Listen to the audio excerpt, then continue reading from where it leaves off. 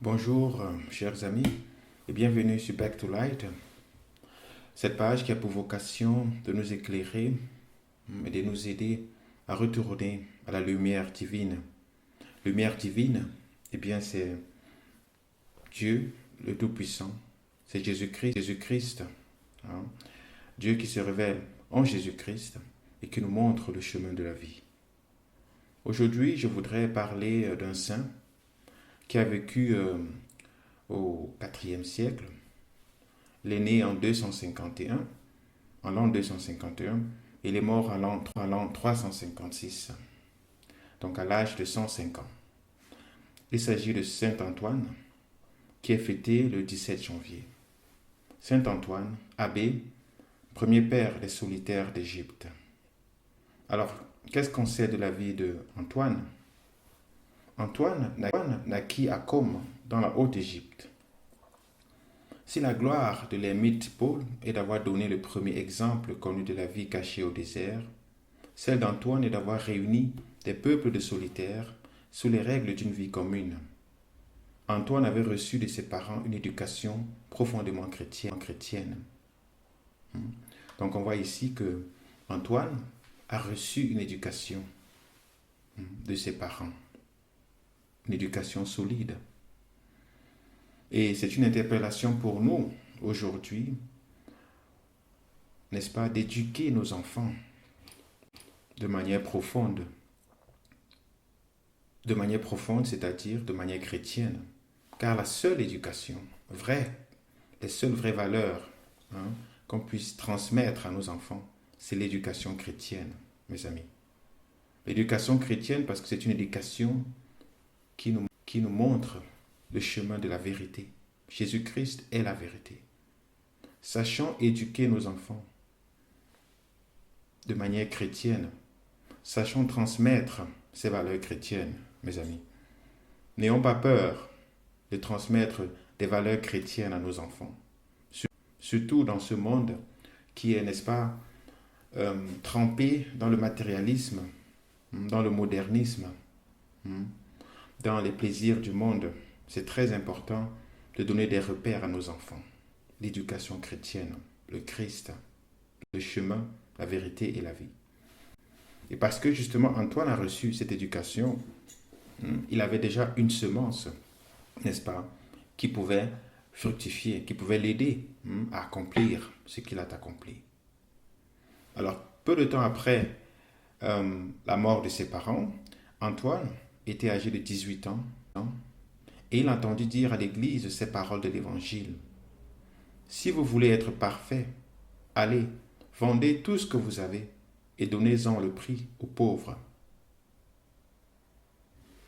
Antoine prend aussitôt cette parole pour lui et voulant l'accomplir à la lettre, il se retire dans le désert où il partage son temps entre la prière et le travail. Il fait son unique repas après le coucher du soleil, d'un peu de pain, de sel et d'eau, et garde parfois l'abstinence jusqu'à 4 jours entiers. Le peu de sommeil qu'il se permet, il le prend sur une simple natte de jonc ou sur la terre nue. Regardez cette transformation et cette détermination de quelqu'un qui, après avoir suivi une parole, prend une résolution ferme, une résolution déterminée. Si vous voulez être parfait, allez, vendez tout ce que vous avez et donnez-en le prix aux pauvres. Cette parole, je crois, a été déjà certainement entendue par plusieurs d'entre nous. Quand nous allons à l'église, est-ce que nous avons une oreille ouverte? J'allais dire, est-ce que nous avons le cœur ouvert à ce que nous suivons, à ce que nous écoutons? Dieu agit à travers son évangile, cette bonne nouvelle qui nous a été donnée par le Christ.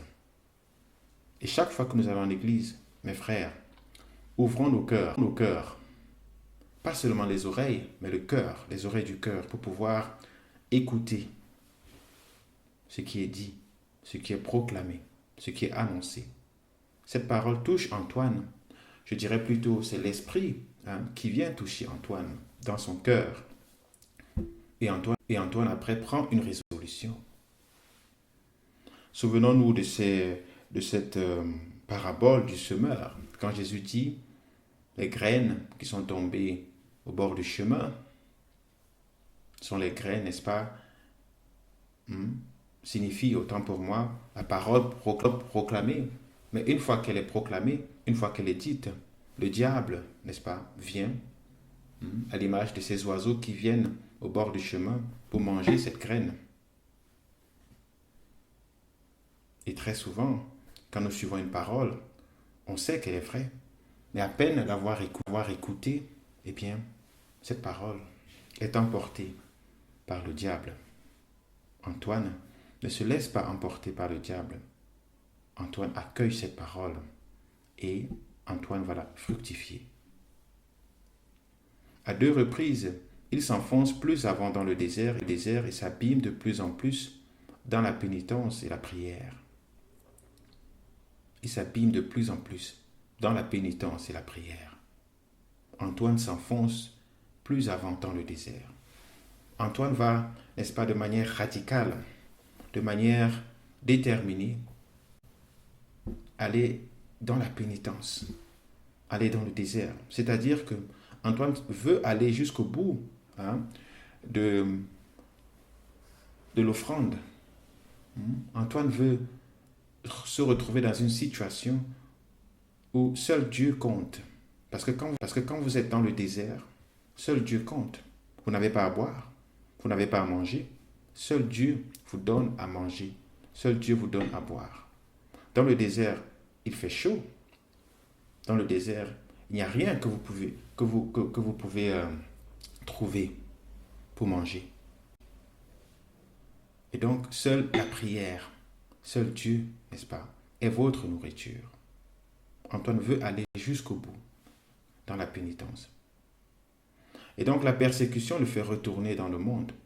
Allons, dit-il, voir les triomphes de nos frères qui combattent pour la cause de Dieu. Alors combattre avec eux. Antoine se rend compte, n'est-ce pas, que dans le monde qu'il a laissé, il y a des persécutions. Et donc décide de retourner pour combattre avec ceux-là, n'est-ce pas, qui épousent la cause de Dieu. On le voyait soulager les confesseurs de Jésus-Christ dans les cachots, les accompagner devant les juges et les exhorter à la constance. Son courage étonnait les juges et les bourreaux. Il alla 100 fois au devant du martyr, mais Dieu lui réservait une autre couronne. On voit qu'Antoine est prêt. Toutes ces années passées dans le désert de pénitence, n'est-ce pas, ont augmenté la foi d'Antoine. Et je pense que c'est un témoignage aussi que je peux faire, mes amis. Lorsque vous vous retrouvez dans le désert, vous connaissez la vraie valeur des choses. Vous connaissez la valeur de l'eau. Vous connaissez la valeur de la nourriture parce que vous êtes affamé. Mais aussi vous connaissez la valeur de Dieu parce que dans le désert, vous êtes fragile. Et seul par la prière, vous pouvez tenir. Le désert ici symbolise aussi des moments de difficulté, de pénibilité qu'on rencontre dans nos vies, des souffrances. Lorsqu'on ne vit pas des moments de désert, on perd toute sensibilité. Et le fait de se retrouver dans le désert fait qu'en fait, seul Dieu est notre nourriture. Et Antoine, l'ayant compris, lorsqu'il retourne dans le monde, eh bien, il est armé suffisamment pour aider ceux-là, n'est-ce pas, à sortir, n'est-ce pas, des griffes, des forces du mal. Parce que ce que le malin utilise comme arme, eh bien, ce sont, n'est-ce pas, tout ce qui nous tire vers le bas, tout ce qui vont tirer la chair, la matière vers le bas, à savoir les plaisirs, à savoir le confort, à savoir tout ce qui est, n'est-ce pas, de l'ordre des richesses. Mais Antoine, ayant connu justement ce désert, sait qu'il peut compter sur Dieu. La persécution ayant cessé, il retourna au désert, fonda des monastères et devint le père d'une multitude de religieux. Le travail des mains, le chant des cantiques, la lecture des saints livres, la prière, les jeûnes et l'éveil étaient leur vie. Le désert, habité par des anges, florissait de toutes les vertus, et Antoine était l'âme de ce grand mouvement cénobitique. Chers amis, j'insisterai ici sur les activités, n'est-ce pas, qui ont été imposées par ce grand homme, Antoine, dans le désert, le travail des mains, le chant des cantiques, la lecture des saints livres, la prière, les jeûnes et les veilles étaient leur vie. Le travail des mains, mes amis. Le travail manuel était une activité très importante parce que Dieu nous a créé corps et âme. Il a créé l'esprit, il a créé la matière. L'homme trouve son épanouissement complet lorsqu'il, n'est-ce pas, utilise toutes ses facultés, les facultés spirituelles, les facultés matérielles. Le travail des mains, mes amis, est très important. Je le dis parce qu'aujourd'hui, dans notre société qui se digitalise de plus en plus, on perd un peu ce lien avec le travail manuel. Le travail manuel nous connecte avec la réalité matérielle, la réalité physique. Parce que ce lien est très important pour le développement même de notre âme, de notre esprit. L'homme apprend, n'est-ce pas, par le travail manuel, parce qu'il touche, parce qu'il ressent, parce qu'il écoute, parce qu'il voit. Et toutes ces images, tout ce que Dieu a laissé dans la création, sont des images, n'est-ce pas, qui veulent signifier quelque chose de plus profond, c'est-à-dire des choses spirituelles. Et pour accéder à ces choses spirituelles, eh bien, il faut les appréhender par le contact physique. C'est pour ça que quelqu'un qui ne travaille pas manuellement, non seulement il s'ennuie, mais aussi il perd ce lien avec cette connaissance profonde des choses. Alors, il y avait comme activité le travail manuel, activité très très importante pour éviter aussi l'ennui, mais aussi pour comprendre, pour connaître davantage.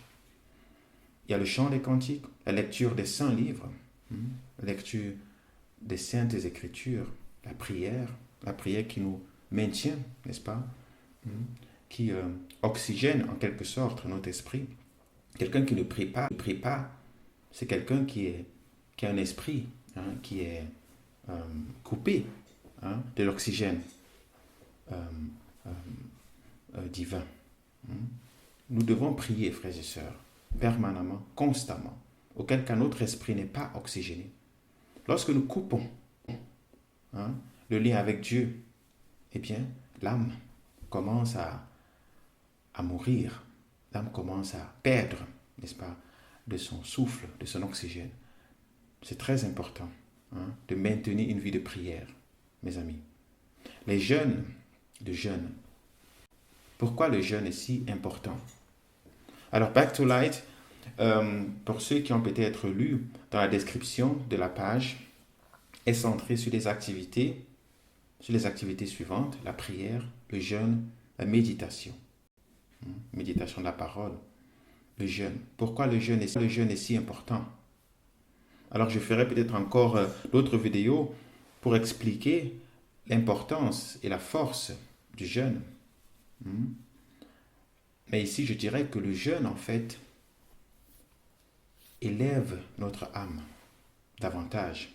La prière, certes, nous permet de rester en contact avec Dieu, mais parce que nous sommes des êtres matériels, nous sommes des esprits dans un corps, tout ce qui aura tendance à tirer, à appesantir, à alourdir notre corps, notre chair, aura tendance aussi à tirer notre esprit vers le bas. C'est pour cela que, en pratiquant le jeûne, vous vous faites en quelque sorte violence, une bonne violence, pas une violence exagérée, pour pouvoir maîtriser votre corps, qui va vous permettre de maîtriser votre esprit. Le jeûne vous permet de maîtriser toutes les pulsions de votre corps, de notre corps. Lorsque vous jeûnez, vous arrivez à contrôler les pulsions de votre corps. Et si vous n'arrivez pas à contrôler les pulsions de votre corps, eh bien évidemment vous êtes comme des esclaves. Et Jésus nous a libérés justement par sa mort et par sa résurrection, parce qu'il est allé au-delà du jeûne. Il est allé jusqu'au martyr, jusqu'au sacrifice. Parce que lorsque Jésus a été arrêté, lorsque Jésus a été martyrisé, eh bien Jésus, quand on se met un peu dans sa peau, Jésus ne voulait pas mourir. C'était plus fort que lui. La douleur était intense. Quand on se souvient de Gethsémani, le jeudi saint, où Jésus était tellement angoissé parce qu'il allait vivre dans son agonie, qu'il s'est mis à genoux en pleurant, en suppliant Dieu de l'aider, au point où des grosses gouttes de sang, comme nous le rapportent les Saintes Écritures, tombaient de lui. Des grosses gouttes de sang. Un état de stress et d'angoisse exagéré, infini. Et c'est par la force de la prière, par la force, n'est-ce pas, d'un jeûne, parce que là, évidemment, il s'agit d'un jeûne extraordinaire, que Jésus a pu dominer cette pulsion qui voulait qu'il n'aille pas jusqu'au bout de ce sacrifice ultime. Donc, chers amis, si nous n'arrivons pas à contrôler nos pulsions, que ce soit l'attraction à la nourriture, l'attraction aux pulsions sexuelles, par exemple, l'attraction au plaisir de ce monde, l'attraction à tous les plaisirs. Je ne sais pas, pour quelqu'un qui aime trop des activités sportives comme le football, comme des compétitions qui apportent de la joie, qui apportent la gaieté, et qu'on n'arrive pas à décrocher, qu'on n'arrive pas parfois à s'abstenir de ce genre de choses, eh bien ce sont des portes que le diable, que les forces du mal utilisent pour pouvoir nous tendre des pièges. Parce que aimer, c'est aller jusqu'au bout du sacrifice. Aimer, c'est être libre, mes amis. Si on ne peut pas se sacrifier pour quelqu'un, parce qu'on a une pulsion, parce qu'on a un plaisir, dont on ne peut pas s'en défaire, eh bien on n'aime pas.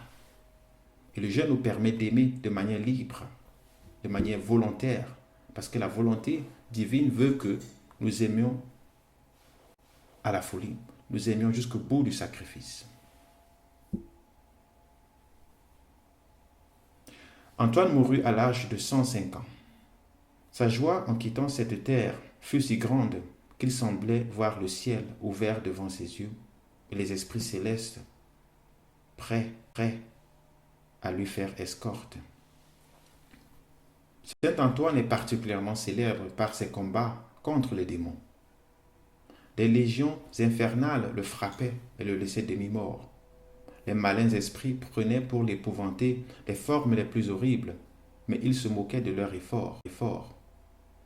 Après les avoir chassés par le signe de croix, « Où étiez-vous donc, Seigneur » s'écriait-il. Et Dieu lui répondait, « Antoine, j'étais avec toi et je me réjouissais de ta victoire. » Alors, chers amis, prions Antoine qui nous aide. Vous voyez cette fin dans ce texte qui est très belle, qui nous montre un peu l'une des caractéristiques d'Antoine, qu'il était célèbre particulièrement par ses combats contre les démons. Nous allons prier maintenant Antoine pour qu'il nous aide à combattre ces démons, n'est-ce pas, qui environnent notre quotidien. Le démon n'est pas seulement, il ne faudrait pas voir le démon seulement en termes de possession démoniaque, au sens propre du terme. Le démon agit sur notre psychologie en injectant certaines pensées. Le démon appuie parfois sur notre sensibilité pour pouvoir nous pousser à faire des choses que nous ne voulons pas. Mentir, être en colère parfois, la gourmandise. Et ici, la gourmandise n'est pas seulement la gourmandise en termes de nourriture, la gourmandise pour des biens dont on ne veut pas s'en défaire, l'avarisme, l'égoïsme. Alors, toutes ces manifestations qui viennent parfois de nous sont amplifiées par le démon. Lorsque le démon se rend compte que nous ne pouvons pas nous défaire d'un bien matériel, d'une maison, ou bien de notre travail. Hein? Et que parfois, pour certains hommes qui sont accros à leur travail, ils travaillent tellement qu'ils n'ont pas le temps de s'occuper de leurs enfants, et bien le démon va justement euh, s'appuyer dessus et pousser cet homme à travailler à l'excès. Parce qu'il sait que se défaire de ce travail pour cet homme, eh bien ce serait lui permettre ou bien lui donner l'occasion de s'occuper de ses enfants, qui est le devoir de ce monsieur, et qui donc permettra à cet homme d'aimer de manière libre. Combien d'hommes, mes amis, n'ont pas pu trouver le temps pour éduquer les enfants parce qu'ils travaillaient, parce qu'ils étaient au dehors tous les jours de leur vie, au lieu d'être au dedans. Combien d'hommes, combien de femmes aussi n'ont pas pu être des mères ou des épouses parce qu'elles étaient accros à certaines activités, à certaines émotions, à certaines pulsions.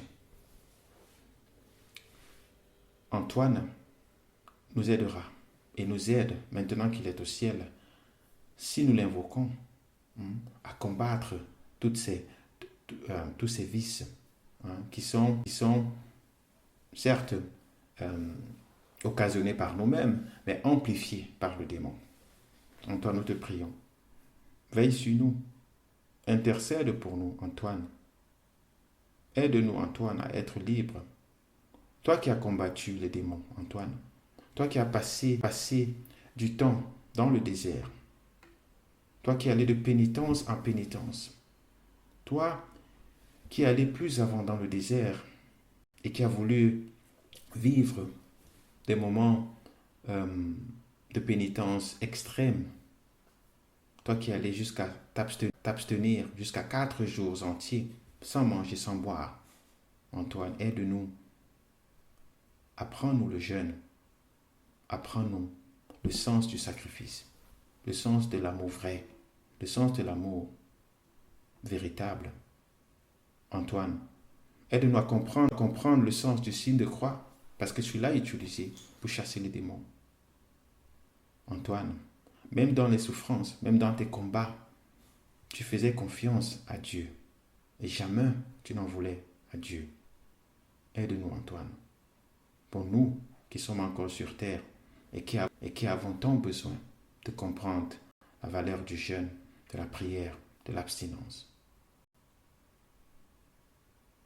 Ô Marie conçue sans péché, priez pour nous qui avons recours à vous. Ô Saint Antoine, priez pour nous. Au nom du Père et du Fils et du Saint-Esprit. Amen.